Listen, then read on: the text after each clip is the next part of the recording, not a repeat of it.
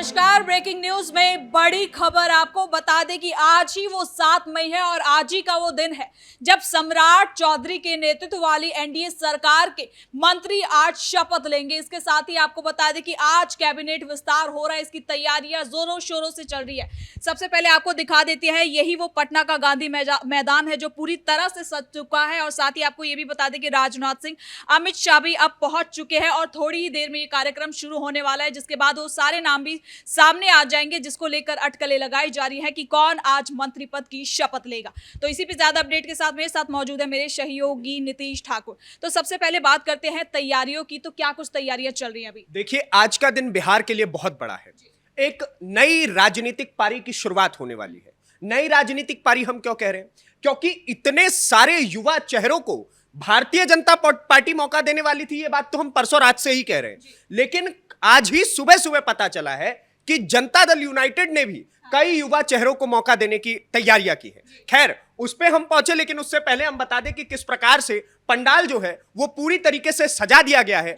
1.5 लाख लोगों के बैठने की व्यवस्था की गई है और ये बहुत बड़ी संख्या होती है। यानी कि पूरा का पूरा बिहार जो है वो इस पूरे जो काम है उसका साक्षी बनने वाला है। उसके अलावा 3000 सोल्जर्स जो है वो पटना के गांधी मैदान से लेकर के एयरपोर्ट तक, पटना एयरपोर्ट तक चारों तरफ तैयार खड़े हुए हैं और पूरी सिक्योरिटी जो है वो पूरी तरीके से तैयार है। क्यों? क्योंकि खुद राजनाथ सिंह वहां पहुंचे हुए हैं। हमने तस्वीरों में लगातार दिखाया है कि कैसे राजनाथ सिंह वहां पहुंच रहे हैं। उसके बाद गृह मंत्री अमित शाह रात को ही पहुंच गए थे। यानी कि रात में भी, जैसा कि हम परसों से ही बता रहे थे कि लिस्ट अभी फाइनलाइज नहीं है, प्रधानमंत्री नरेंद्र मोदी ने उस लिस्ट को कैंसिल कर दिया और उसके बाद से कहीं ना कहीं अंदर खाने भारतीय जनता पार्टी में कई प्रकार की बातें चल रही थी कि अब नया नाम कौन होगा।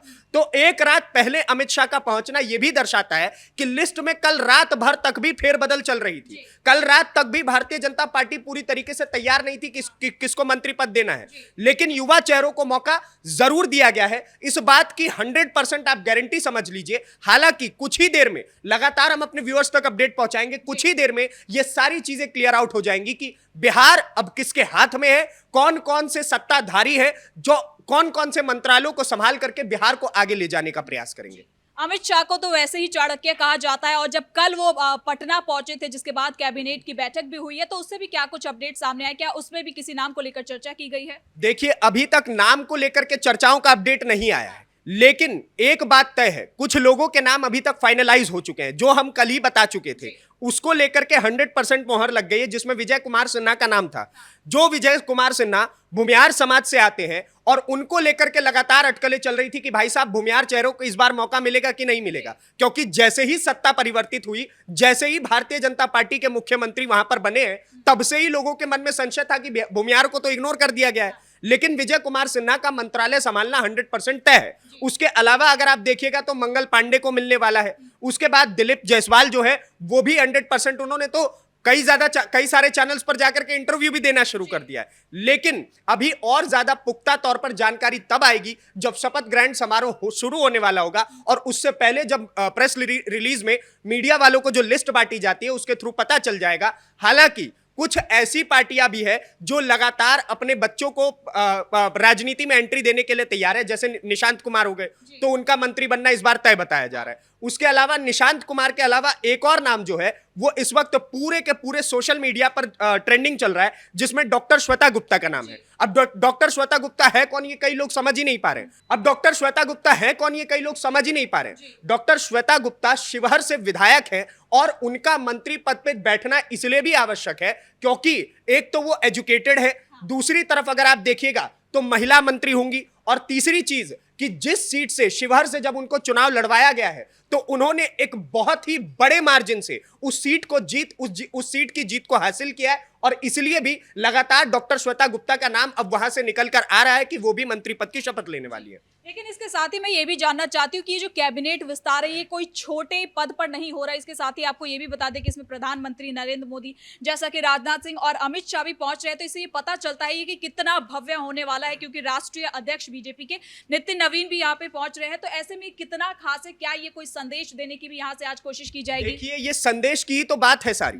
ये सारे के पूरा का पूरा एनडीए के जितने भी घटक दल है वो सब एकजुट होकर के एक मंच पर बस यही प्रदर्शित करने के लिए खड़े हो रहे हैं कि भाई साहब देखो, जो पूरी की पूरी इंडी गठबंधन हमें कमजोर समझती थी, जो लोग कहते थे कि नीतीश कुमार के जाने के बाद अगर नीतीश कुमार को मुख्यमंत्री पद से हटा दिया जाता है तो पार्टी में टूट फूट होगी, एनडीए गठबंधन में टूट फूट होगी, लेकिन वो सभी के सभी लोग एकजुट होकर के मंच पर खड़े होकर के ये शक्ति प्रदर्शन का माहौल बना रहे हैं। और इसमें आप समझिए भारतीय जनता पार्टी के जो बिहार के प्रदेश अध्यक्ष संजय सरावगी वो है, उसके अलावा अगर आप राष्ट्रीय तौर पे देखें तो जो भारतीय जनता पार्टी के अध्यक्ष नितिन नवीन है वो पहुंच रहे हैं, उसके अलावा राजनाथ सिंह पहुंच रहे हैं, उसके अलावा अमित शाह पहुंच रहे हैं, उसके अलावा प्रधानमंत्री नरेंद्र मोदी खुद पहुंच रहे हैं। और आप देखिए जो लोग कह रहे थे कि नीतीश कुमार पहुंचेंगे कि नहीं पहुंचेंगे, नीतीश कुमार भी वहां पर पहुंच रहे हैं और वो सभी के सभी नए मंत्रियों को आशीर्वाद देकर के एक नई पारी की, एक नई बिहार के लिए जो कल्पना थी उसको आगे बढ़ने के लिए वो आशीर्वाद देने वाले हैं। इसके साथ ही आज अपने दर्शकों को एक बार फिर से बता देते हैं कि कौन से कोटे से कितने मंत्री बनने वाले हैं और किन किन को एक बार मौका मिलता है, इसको भी बता देते हैं। बिल्कुल, देखिए अभी तक जो लिस्ट हमारे पास आई थी, जो सूत्र हमें जानकारी दे रहे थे, वो ये पता चल रहा था कि 12 भारतीय जनता पार्टी के मंत्री होंगे और 11 जो है वो जनता दल यूनाइटेड के होंगे। लेकिन सुबह से लगातार खबरें ऐसी भी चल रही है कि जो जनता दल यूनाइटेड और भारतीय जनता पार्टी है वो पहले के रेशियो पर ही काम करने वाली है, 50-50 के रेशियो पर काम करने वाली है। तो यह भी बताया जा रहा है कि 15-15 मंत्री जो है वो दोनों कोटों से होंगे और उसके अलावा 35 मंत्री मिनिस्टर्स बनाए जाने की तैयारी है, जिसमें 2 जो है वो आपके एलजेपी से होंगे और उसके बाद बाकी जो घटक दल है उनके उनमें बाकी सीट्स बाकी मंत्रालय बांटे जाने वाले। तो एक मंत्रिमंडल का विस्तार भी है और साथ के साथ मंत्रालयों का भी विस्तार बताया जा रहा है। तो ये भी अपने आप में एक बहुत बड़ी खबर है, क्योंकि हमने लगातार कल से यही अपडेट देखी थी कि देखिए भारतीय जनता पार्टी का मुख्यमंत्री हो गया है तो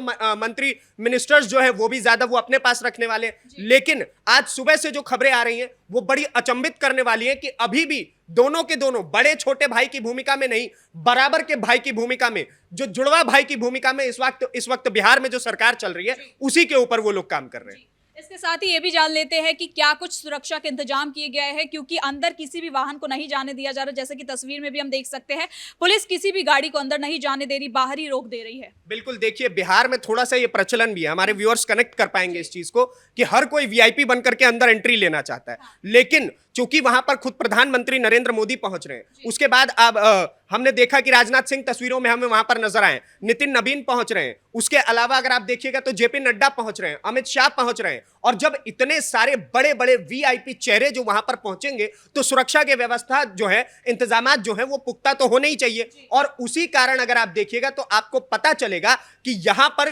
किसी भी वाहन को, किसी भी अननोन वाहन को एंट्री नहीं दी जा रही है। कुछ ही चिन्हित वाहन है जो गांधी मैदान के अंदर एंटर ले सकेंगे। और उसके अलावा अगर आप देखिएगा तो 3000 से अधिक वहां पर सोल्जर्स जो है वो तैनाती में है, बिहार पुलिस तैनाती में है। तो बहुत तरीके के सुरक्षा के जो पुख्ता इंतजाम है वो हैं। और उसके अलावा अगर आप देखिएगा तो यहां पर आप देखिएगा पंडाल की व्यवस्था, पहले के समय में मुझे याद है कि आज से थोड़े 10 साल पहले अगर आप जाइएगा तो बिहार में कोई शपथ ग्रहण समारोह होता था तो खुले तौर पर होता था, वहां पर किसी प्रकार का कोई पंडाल नहीं होता था, लोग देखने भी नहीं जाते थे कई बार। तो ये भी तस्वीरें आई हैं। लेकिन इस बार के इंतजामात जो है वो बहुत ज्यादा बेहतरीन है। आप खुद देखिए कि तस्वीरों में आपको सुरक्षा कर्मी लगातार आपको गेट पर मौजूद दिखेंगे। और उसके अलावा अगर आप देखिएगा तो बहुत सारे लोग यहां पर अभी से ही बैठ करके इंतजार कर रहे हैं कि जल्द ही वहां पर प्रधानमंत्री नरेंद्र मोदी आएंगे तो उनकी एक झलक मिले। और उसके बाद बिहार की किस्मत किन किन युवाओं के हाथों में जाने वाली है वो भी तस्वीरें देखने के लिए इस वक्त पूरी की पूरी बिहार की जनता जो है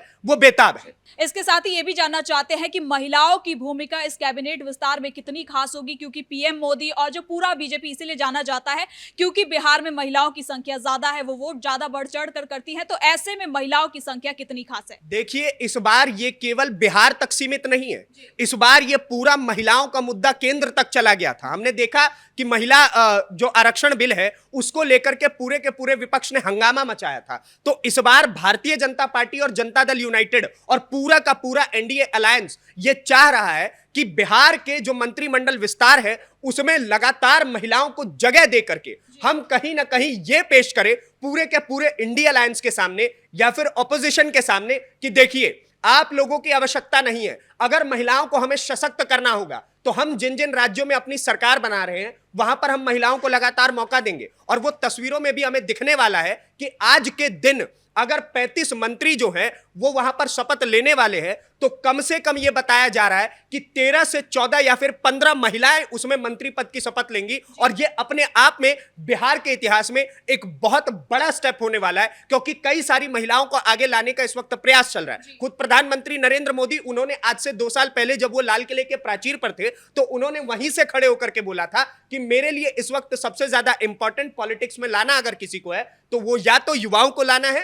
दूसरा महिलाओं को लाना है। और इस बार के कैबिनेट विस्तार में खुद प्रधानमंत्री नरेंद्र मोदी ने यह भी ध्यान रखा कि युवाओं को भी आगे लाया जाए और साथ के साथ महिलाओं को भी आगे लाया जाए। बहुत बहुत धन्यवाद नीतीश इन तमाम जानकारी के लिए। तो कुल मिलाकर थोड़ी देर में ये कैबिनेट विस्तार शुरू होने वाला है, जिसमें ये साफ हो जाएगा कि किस किस को इस बार मौका मिलने वाला है। फिलहाल ब्रेकिंग न्यूज में इतना ही। कैमरा पर्सन राजकुमार के साथ मैं सृष्टि शाह।